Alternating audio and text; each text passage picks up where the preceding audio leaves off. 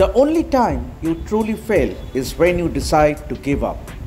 অর্থাৎ তুমি তখনই ব্যর্থ হবে যখন পুরোপুরি হাল ছেড়ে দেবে। বিরাট কোহলির এই টুইট ঘিরে গতকাল সমাজ মাধ্যমে হইচই পড়ে গেছিল। যদিও বিরাটের এই টুইট ছিল একটি প্রমোশনের জন্য নিজের ব্র্যান্ডের, তবে টুইটের সময়টা ছিল বেশ তাৎপর্যপূর্ণ। কেননা ভারতের প্রাক্তন অধিনায়ককে নিয়ে গত কয়েক মাস বিস্তর জল্পনা চলছিল তিনি কতদিন খেলা চালিয়ে যাবেন বা আদৌ তাকে 2027 বিশ্বকাপে খেলতে দেখা যাবে কিনা। অস্ট্রেলিয়ার বিরুদ্ধে আসন্ন 3 ম্যাচের একদিনের সিরিজে বিরাট কোহলি এবং রোহিত শর্মার ওপর গোটা দেশের ক্রিকেট প্রেমীদের নজর থাকবে তা বলাই বাহুল্য। দুজনকেই গতকাল পার্থে পৌঁছেই অনুশীলনে নেমে পড়তে দেখা গেছিল। বিরাটকে বেশ সাবলীল লাগছিল নেটে হর্ষিত রানা এবং অর্শদীপ সিংয়ের বিরুদ্ধে ব্যাটিং করার সময়। রোহিত যদিও শুরুতে কিছুটা নড়বড়ে দেখালেও ক্রমশ নিজেকে মানিয়ে নেন। শুক্রবার গোটা ভারতীয় দল অনুশীলনে হাজির ছিল অপটাস স্টেডিয়ামে এবং বলা বাহুল্য বিরাটকে দেখে মনেই হয়নি তিনি দীর্ঘদিন কম্পিটিটিভ ক্রিকেটের মধ্যে ছিলেন না, বরং অনুশীলনের সেই পুরনো বিরাটকেই মনে পড়াচ্ছিল। সেই এনার্জি, সেই প্যাশন, সতীর্থদের সঙ্গে সেই মজা করা, বোঝা যাচ্ছিল তিনি নিজেও বেশ এনজয় করছেন।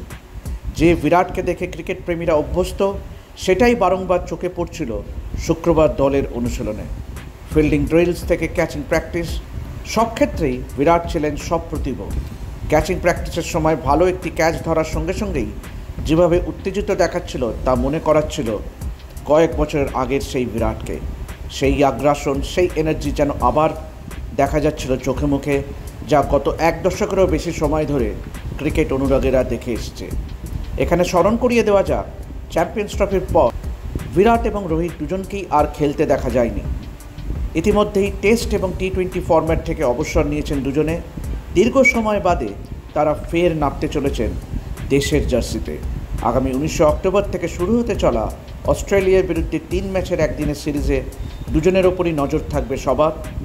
এদিকে বৃহস্পতিবার ভারতীয় দলের অপশনাল প্র্যাকটিস থাকলেও শুক্রবার পুরো দল হাজির ছিল অনুশীলনে।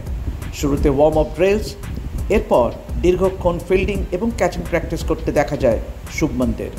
বিরাটকে অনুশীলনের ফাঁকে খুনসুটিও করতে দেখা যায় কখনো হর্ষিত, কখনো শুভমনের সঙ্গে, যা থেকে বোঝাই যাচ্ছে তিনি আবারও দেশের হয়ে খেলতে নামার আগে এনজয় করছেন প্রতিটি মুহূর্ত।